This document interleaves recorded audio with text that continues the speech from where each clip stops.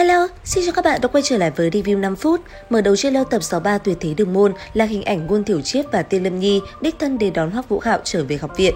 Tuy nhiên, bọn họ rời khỏi nơi này không bao xa thì bất ngờ bị địch nhân chặn đường.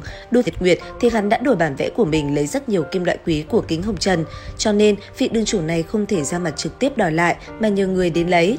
Trước tình hình đó, võ thần đấu la Tiên Lâm Nhi đã đứng ra khiêu chiến với Trương Bằng. Trong lúc song phương đang giao chiến trên không trung thì Ngôn Thiểu Triết bắt đầu giảng giải cho Hoắc Vũ Hạo. Hạt hổ đấu la Trương Bằng là một tà hồn sư hấp thu máu của động vật để tiến hóa võ hồn. Vì tà khí của hắn ta không mạnh nên khi xưa Mục lão đã bỏ qua cho một lần. Không ngờ rằng lão sư vừa mất thì tên gia hỏa này đã tái xuất giang hồ. Vừa ngay Hoắc Vũ Hạo vừa quan sát hư ảnh to lớn của ám ma tà thần hổ giao đấu kịch liệt cùng Tiên Lâm Nhi. Cơ hội quan sát của cường giả đỉnh cao đối kháng không phải lúc nào cũng có, cho nên hắn vô cùng chăm chú, chỗ nào không hiểu liền lập tức quay ra hỏi Ngôn viện trưởng để giải đáp. Không mất quá nhiều thời gian, sau một hồi giao chiến thì Trương Bằng đã bị rơi vào thế hạ phong. Tuy nhiên, gã ta không chỉ tới một mình, ngay sau đó không khí xung quanh tựa như ngưng đọng lại. Ngay cả Ngôn Thiểu Triết lúc này cũng cảm nhận được nguy hiểm ập đến. Giữa không trung ngay sau đó xuất hiện một vị lão giả, thanh âm ông ta vang lên nói: "Thật đáng tiếc, Mục Ân đi rồi, ta thì vẫn còn sống, ta rất hối hận vì bấy lâu nay không đủ dũng khí đi gặp ông ấy, bây giờ thì cũng đã muộn rồi." Hoắc Vũ Hạo có thể cảm nhận được sự bi thương thật sự trong lời nói của ông lão. Bên cạnh, nghe vị cường giả kia cảm thán, Ngôn Thiểu Triết kinh ngạc lắp bắp nói: "Ngài là..." Ở phía đối diện, thanh âm rất nhanh vang lên đáp: "Lão phu Long Tiêu Giao, không biết ngươi có còn nhớ không?" Ngôn Thiểu Triết giật bắn mình, không ngờ vị tiền bối này lại là Long Hoàng Đấu La. Khi xưa, Mục lão cùng ông nổi tiếng với danh xưng Hắc Bạch Song Thành Long. Tuy nhiên, không để cho bọn họ có thời gian suy nghĩ, Long Tiêu Giao lập tức nói thẳng vào vấn đề: "Lão phu đến đây là muốn xem thử đồ đệ của Mục lão có thật sự lợi hại như lời đồn hay không. Nể mặt Mục Ân, ta tha cho ngươi một mạng, nhưng cậu nhóc kia thì không được." Một lời này làm Ngôn Thiểu Triết thất kinh, lập tức nghi vấn hỏi: "Long tiền bối, ngài thật sự muốn ra tay với vạn bối hay sao?"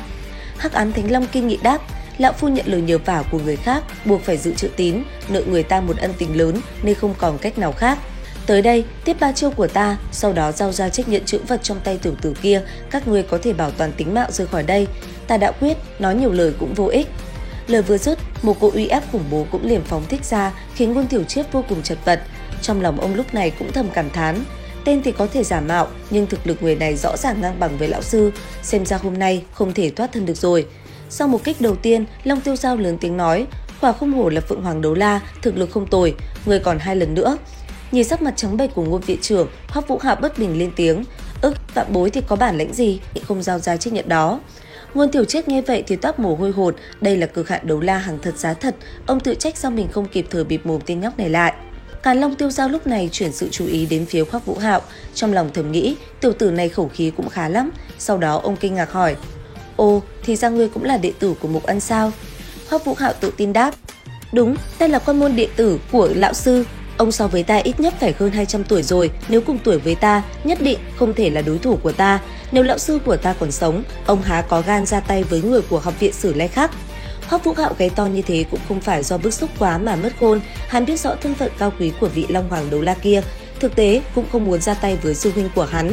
Ngôn Thiểu Triết nói như thế nào cũng là siêu cấp đấu la thành danh trăm năm, Long Tiêu Giao không để ý mặt mũi ra tay với lão còn được, nhưng mình thì sao? Bản thân chưa tới 20 tuổi, cực hạn đấu la Long Tiêu Giao thành danh hơn 200 năm hương hỏa với lão sư.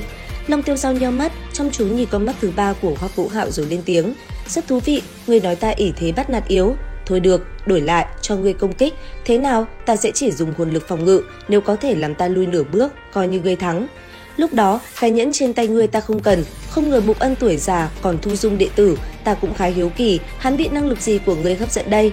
Hoắc Vũ Hạo suy nghĩ một lát rồi nói: "Long tiền bối, chúng ta đổi cách khác, nếu như ta gia nhập chiến đấu của Tiên viện trưởng và hạt hổ đấu la bên kia, có thể kết thúc trận đấu trong vòng 1 phút, ông thấy sao?"